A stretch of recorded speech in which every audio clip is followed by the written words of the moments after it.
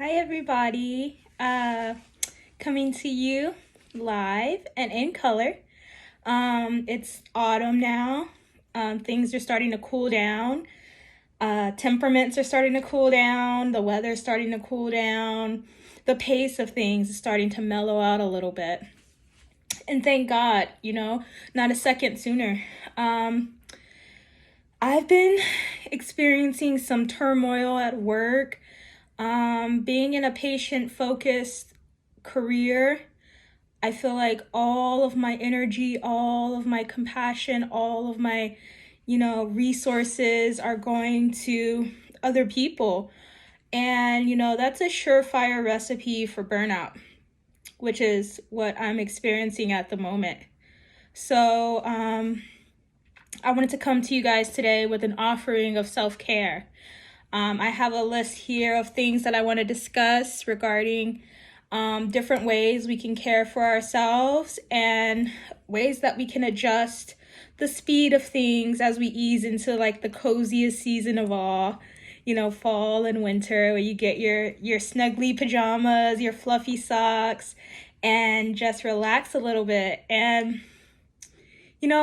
this time of year is really highlighted by like a certain spirit that comes about in these cooler months. Everyone's a bit milder and calmer, and aside from the bustle of Christmas and the holidays, people kind of get riled up around that time, but I feel like people are more compassionate to each other, more inclined to give to each other, and that's all good and well. But as people who continuously give to others on a regular basis, moms, employees, business owners, things like that, then I want to especially extend this video to you guys because, we have to give back to ourselves. As I said before, you can't pour from an empty cup. So let's jump right in with some ways that we can care for ourselves. Now, there's a few different types of self-care. We have physical self-care, mental and emotional self-care, social self-care, spiritual self-care. All these things, feed into us to give us our capacity to care for others. And also, it's just good in general to be in a state of mind where you're calm, you're serene, you're not affected too negatively by the stressors that go on throughout your day.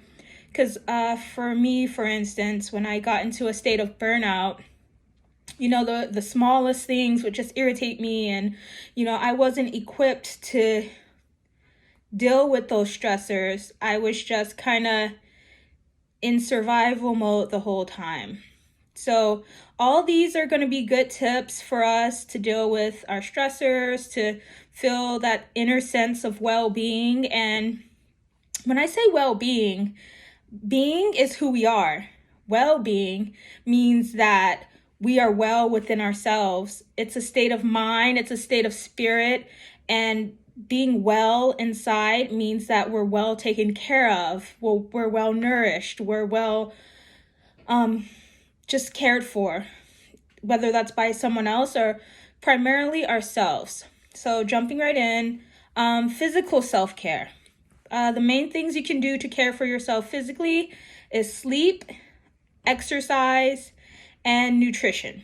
I'll start with sleep because that's kind of debatable. You have some hustlers out there, they'll be like, I only need 3 hours of sleep and it's back to the grind. That's highly debatable, but just know yourself. How much sleep do you need to feel rested and ready for a new day, and without feeling any kind of, lethargy or anxiety about, not getting a good enough sleep, waking up on the wrong side of the bed. 6 to 8 hours is what's recommended by experts on sleep. So we'll just go with that. A good part of sleep is having good sleep hygiene. That could be having a bedtime routine, where you kind of like put your phone away like an hour or so before bed. You do your skincare routine, you brush your teeth, take a warm bath, have a cup of tea, which I'm having now because it is nighttime. Yeah, that's good. And some people said a white noise machine. I like to put on aromatherapy oils as I'm going to bed. It kind of gives me pleasant dreams and makes me feel all cozy and comfortable. A big part of sleep hygiene is, which I'm guilty of doing this, I do this sometimes too, is like the last thing I do is look at my phone and then I put it down and I go to sleep. I'm trying to avoid that, and I'm trying to give the last hour that I'm awake to just, not doing anything, just lying there. And sometimes thoughts will come up that need to be processed. Sometimes I'll journal. I had a really good journaling session tonight, so yeah, a lot needed to come out. So I'm grateful for my journaling habit that I've had since I was like 12. I've always been one to introspect and, what is that philosopher? An examine life is not worth living. Kind of have to process along the way and see where we're going, where we're headed, what we're feeling, kind of just tap in with ourselves and see what's going on internally. Because if you don't, sometimes it'll present itself externally and then it'll be louder and louder and louder until you recognize what's going on and address it. So journaling is a good habit to do before bed. Tea is super essential for me. I like it, kind of adds to that experience of journaling, sipping your tea. Really aesthetic. I should take some pictures. But yeah, sleep. Exercise is another one. A lot of the times we will have stagnant energy in our bodies. Moving your body is a way to get that energy flowing. And that can manifest as like just feeling apathetic or lethargic, feeling stiff, like it's harder to move. Just exercise, get that body moving. It could be anything you like. It could be running, which I love, weightlifting, yoga, swimming, cycling, rollerblading, skating, dancing. I also love dancing. Just get that body moving, get that energy flowing. Experts recommend 30 minutes a day, 5 days a week. So we're going to go with that. You could do more or less depending on your fitness level, your desires. I know I don't like to feel like I'm working out when I'm working out. So dancing is a really fun way of just getting out there and moving and having fun while doing it. I also like rollerblading. Running doesn't feel like a workout either, because it just feels like you're going to war, like you're about to tackle this treadmill, or like if you're running out on the street, you're running in a park or something. It's just like, you're like mano a mano with yourself and your own mind, and the only thing that's stopping you is, how far you can say you allow yourself to go, and that it really toughens you up mentally. I would recommend running to anybody who wants to have like that mental toughness, that resilience, that go out and get it kind of attitude. Like, runners are the baddest people on this planet. Don't quote me on it, but also don't come for me either, because I will stand by runners to the day that I die. Another thing is diet. So you want to eat healthy. You want to eat well-balanced meals. A lot of fruits and veggies. We all know this. I won't go super in depth into nutrition. That could be a separate video. But just eating, like I like to include half of my plate with vegetables and, a protein and a starch for the other quarters. But sometimes I'll just make everything in a big casserole or soup and just throw in all the good stuff, all those veggies, and, add garlic and onion to pretty much anything and stir fry it. It's going to be fire. Over some rice, over some noodles, a little sauce. You got yourself a meal, healthy meal. Those are my go-tos. I've been liking to keep things simple lately. But, in the fall, we're going into like soup and stews and all that delicious, hearty stuff, and I'm here for it. Oh, and also like, uh, I'm not big on baking, but like bread, you can do whole grain bread. Um, I do loaf breads a lot. So like banana bread, I like to do a carrot bread, zucchini bread. Those are ways to add a little extra veggies into your diet and also get that sweet tooth. Have it with your morning coffee, have it with your tea, and that's a good way to include some veggies in your diet. All right. Moving on to the next aspect of self-care, we have mental and emotional self-care. Super important, especially for me. I always say that I like to journal and, do all of that. Sometimes when I'm journaling, I just need to let stuff out instead of going to a friend, which we'll talk about in social. I'll just write, all the negative things in my mind just to get it out. Sometimes I'll like go behind me and burn it just because I don't want that in my journal. But then sometimes I'll come back to it and read it and be like, oh, wow, yeah, this was a really tough time. And when I come back to it and read it, I'll say, oh my God, thank God I'm not there anymore. That was a really dark place. And then I'll write out a list of things that I'm grateful for. So, sometimes knowing when something bad is happening and writing it down can help you appreciate when the good starts flowing in. And then, we are reminded to be grateful. Now, I'm not saying you need this negativity to remind you to be grateful, but having a list of things you're grateful for and writing that out, whether that's every morning, every night, every now and then, it doesn't matter. As long as you come back to a place where, you're expressing the gratitude that's in your heart. I think the universe really responds well to this emotion, this sentiment of gratitude, because it's elevating you to like a vibration of, I have everything I need and I'm so happy with everything I need. And you have to match that frequency in order to get more of it. So gratitude is bringing in more blessings. You see what I'm saying? So yes, gratitude, not repressing. If you don't repress your emotions, then you're able to stay in tune with what you're currently feeling, able to process it and let it flow. Let it flow and let it go. Sometimes heavy emotions can stick around a little longer, and there's nothing wrong with feeling your feelings. It may last a little longer than, a few seconds.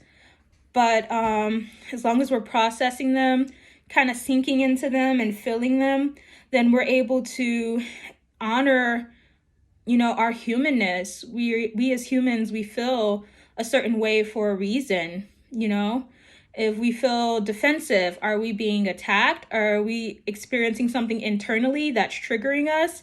That is a cause for us to go inward and, kind of investigate a little bit, like what's going on here. And that's how we grow as people. Our emotions are huge indicators of what's going on with us and how we are responding to the world around us and how we're navigating our lives and what needs to be addressed and what kind of needs to be fixed, worked on a little bit. So not repressing our emotions is a really, really, really, really important part of being a healthy human being. Self-reflection, like I said, journaling, just lying in bed at night before bed and thinking about your day, just reflecting on that. Stress management. We all have stressors in our lives. We can't really avoid them, whether that's work, school, responsibilities at home, chores, anything could be stressing us out.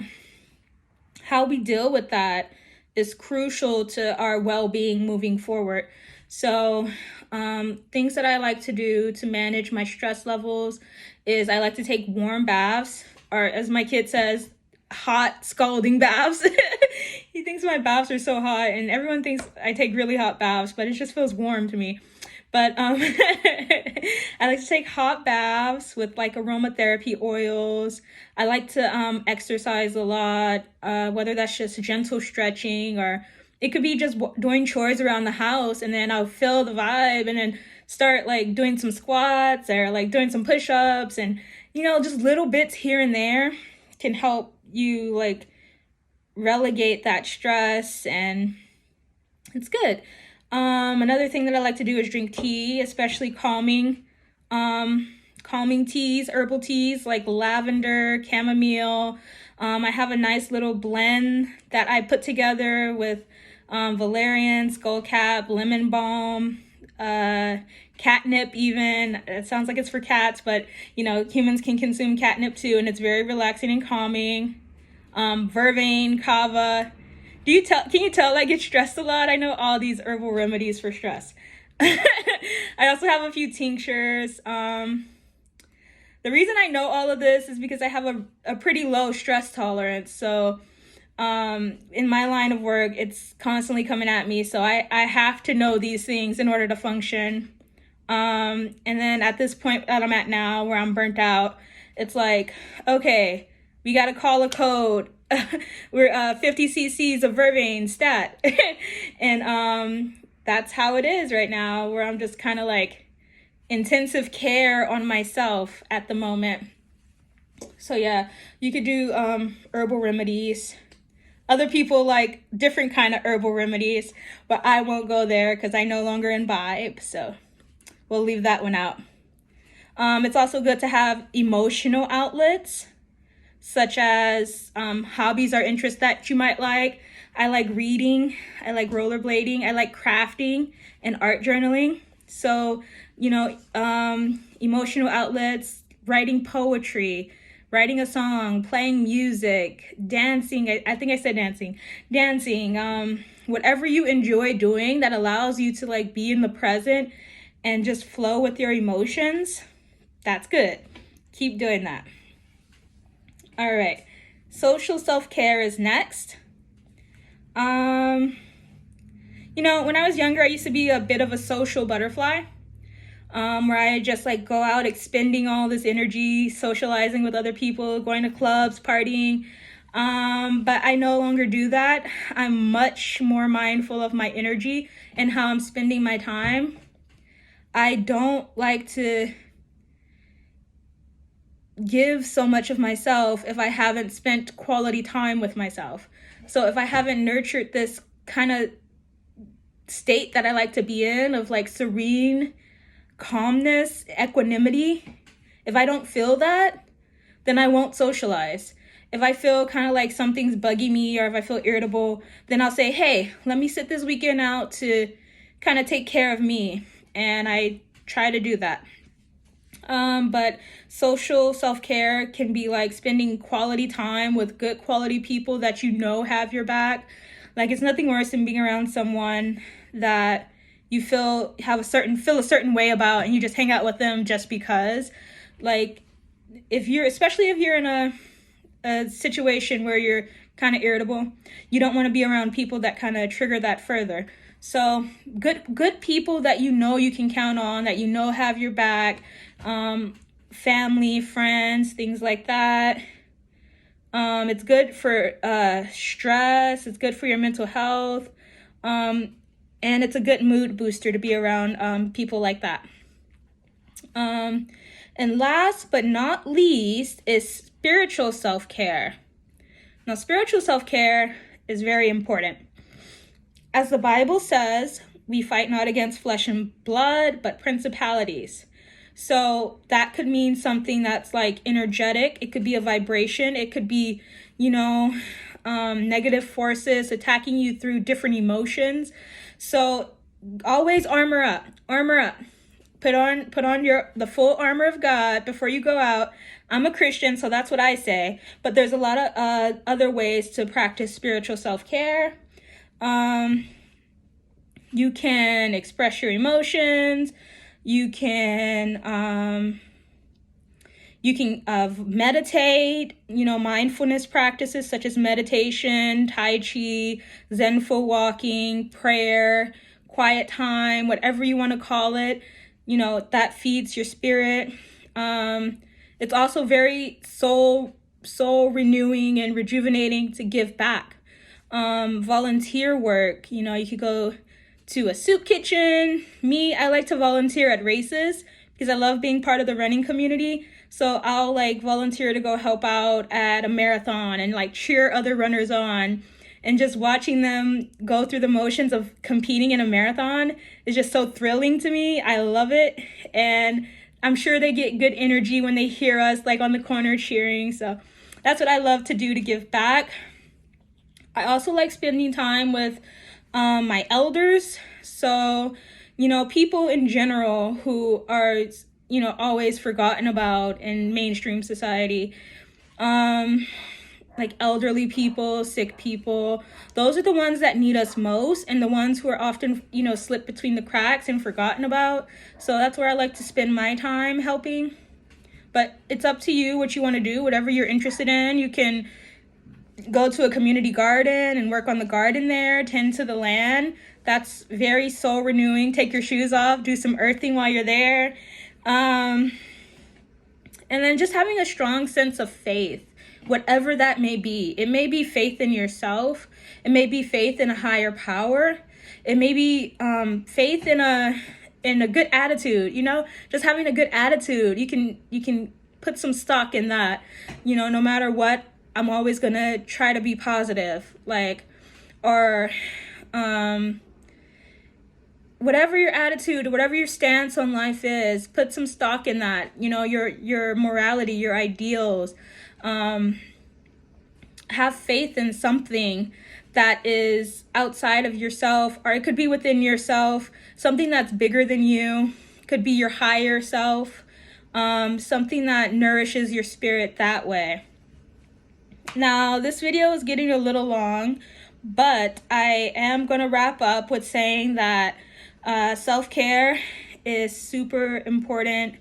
We don't always take care of ourselves because, you know, we kind of have this dissonance between what's us and what's others, and we are easily able to perceive others because we're looking directly at them or we're perceiving them with our eyes.